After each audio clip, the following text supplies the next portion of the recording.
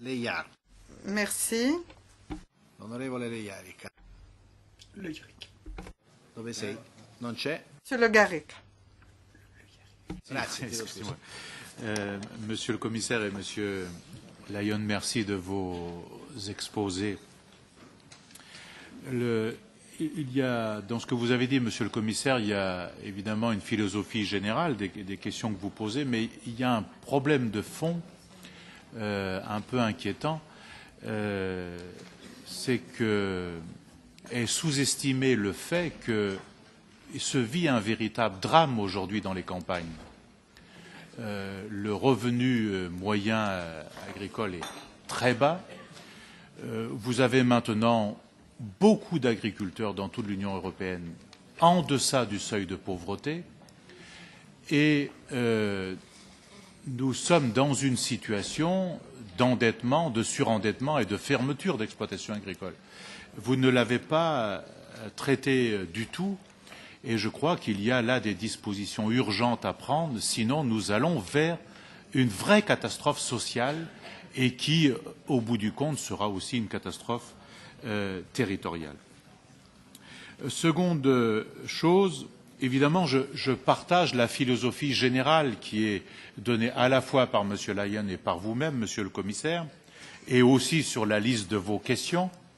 Mais il y a une première question que nous devrions nous poser, c'est existe-t-il toujours une vraie politique agricole européenne, une vraie politique agricole commune?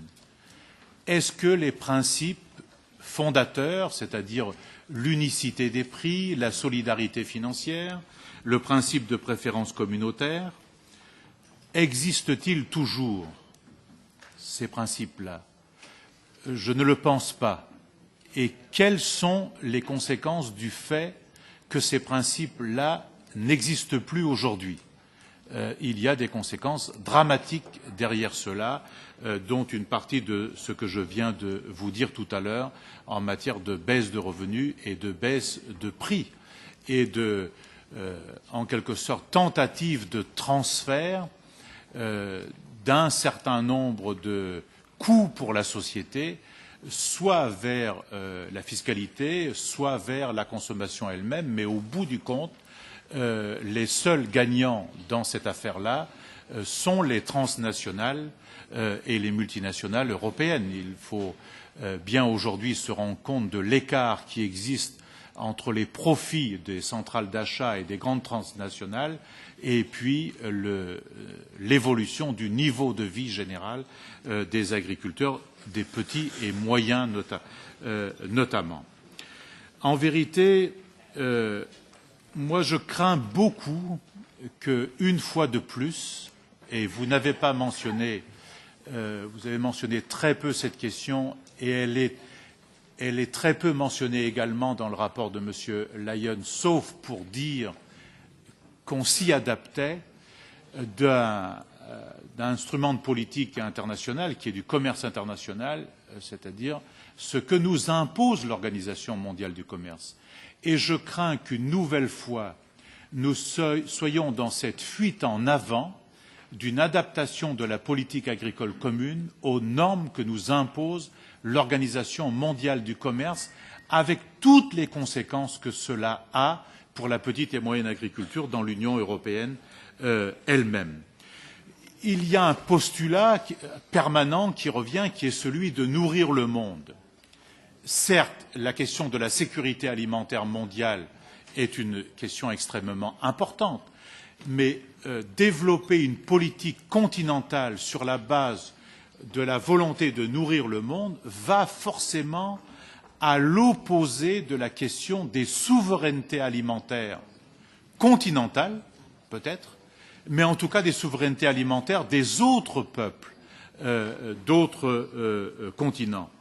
Quand cela s'ajoute aux mots de libre concurrence et ceux de compétitivité qu'a soulevé mon collègue du groupe des Verts, on voit bien que c'est en permanence la pression qui est faite sur les prix à la production avec les conséquences que cela a. Si nous recherchons, si notre philosophie générale est en permanence la compétitivité dans le cadre d'un marché ouvert et de la libre concurrence, eh bien on ne pourra assister qu'à une fuite en avant et au drame que nous connaissons aujourd'hui.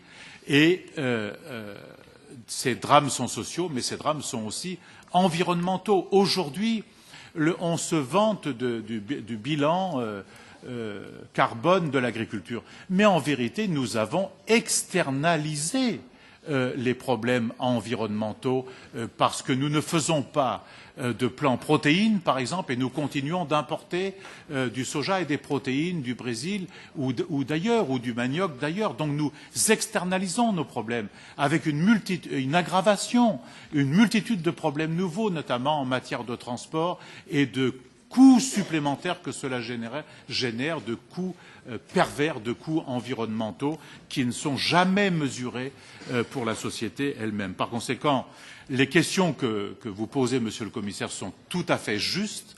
Nous participerons évidemment à votre débat et nous aiderons, comme vous le demandez, à juste titre, vous avez raison là-dessus, à la société dans son ensemble d'y participer, comme tous les groupes ici le feront, je pense, mais je crois que nous devrions réfléchir à une réorientation assez profonde de la politique agricole européenne, précisément pour atteindre les objectifs que vous soulevez vous-même.